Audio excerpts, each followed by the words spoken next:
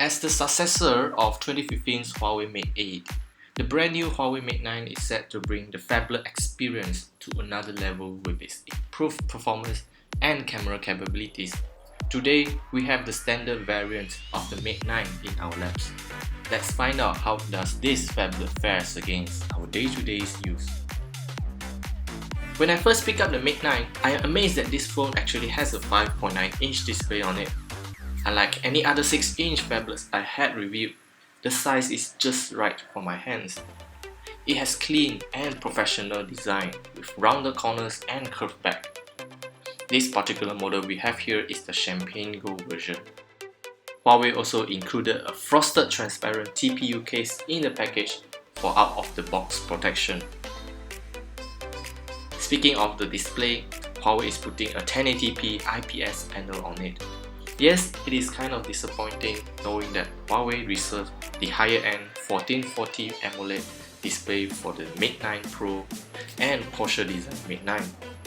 But the Mate 9 screen still works wonders with excellent viewing angle and accurate color reproduction. USB Type-C port at the bottom of the phone, which supports Huawei's proprietary fast charge technology, Huawei Supercharge. More onto that later. The Huawei Mate 9 do come with dual speakers, one at the bottom and another one at the earpiece. Unlike any other standard stereo speakers, the bottom speaker mainly outputs the lower frequencies, while the earpiece is responsible for the higher frequency sounds. In this configuration, the tunes has more frequency range.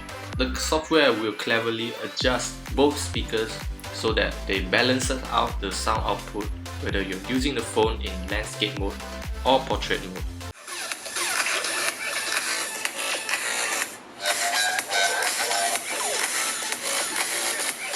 Moving on to the camera at the back, the second generation Leica dual camera has upgraded the monochrome sensor from 12 megapixel to 20 megapixel. The new camera module now has optical image stabilization, while the lens elements remain the same. The camera app is comprehensively packed with features yet simple to use. Even the video mode comes with a professional mode for better control over your preferred outcome. In auto mode, the white balance and exposure control are performing extremely well and true to life. For a smartphone camera with f2.2 aperture lens, snapping low light photos can be a challenge because the camera needs to bump up the ISO sensitivity.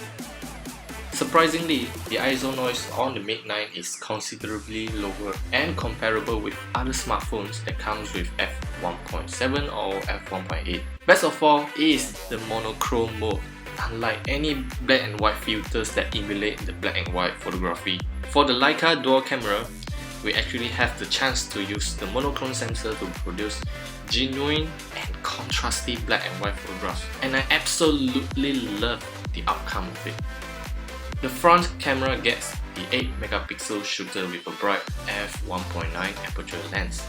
Selfies are alright in bright lighting conditions, but challenging in low light situations. The Mate 9 is the first Huawei smartphone to ship with EMUI 5 with Android 7 Nougat. Other than upgrading from Marshmallow to Nougat, it also features a major visual overhaul. Now you get to choose whether to display all the apps on your home screen or have an app drawer. The notification shade and quick settings get a major upgrade that they are now much more interactive than ever. Overall, I'm glad that Huawei has finally decided to stick with Android's design guideline. On top of that, the EMUI 5 is shipped with their unique machine learning algorithm. Huawei claimed that the algorithm will study your usage behavior and habits, then caters the phone performance accordingly. It sounds great, at least on the paper. Real life usage, however, the phone requires 2 weeks to study your usage pattern, and I have to say that the battery life is certainly a factor. We have reached to Huawei on this matter, and they have clarified that they will revise the aggressiveness of the MLA in future updates. The new Kirin 960 chipset is a major upgrade from the previous Kirin 955, especially on the graphics department. Graphic demanding games now felt a lot smoother and it doesn't run as hot as its predecessor. Real life usage The combination of the powerful chipset and 4 gigs of RAM is plenty for day-to-day use. It handles various heavy-duty apps such as gaming and photo editing very well and smooth. Like I previously mentioned, the battery life for the first 2 weeks has taken a hit because of the MLA running in the background to learn the user behavior. After 2 weeks of usage, the battery life only gradually improved up to 5 hours or 6 hours of screen on time. The Huawei supercharged charging speed is amazing. It takes only around 1 hour to charge from 10% to 90%. Mind you that the Mate 9 has 4000 mAh battery. Combining fast charging with large battery capacity and power efficient chipset, that results in us spending lesser time plugged in and more time to work and play. And all those lead us to the conclusion.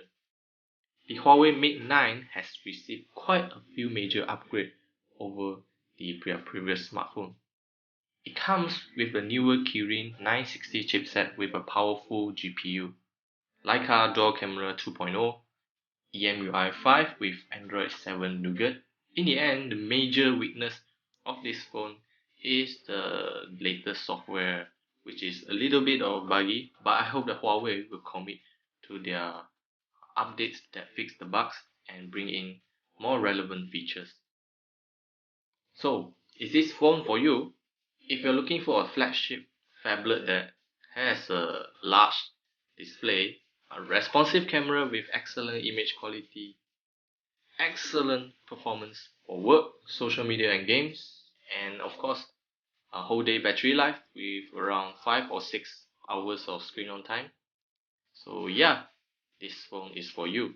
Otherwise, if you think that paying 2699 ringgit is too much for this, then maybe you have to look for some other choices. So thank you guys for watching. Hit the like button if you like our review. Get subscribed and I'll see you guys in the next one.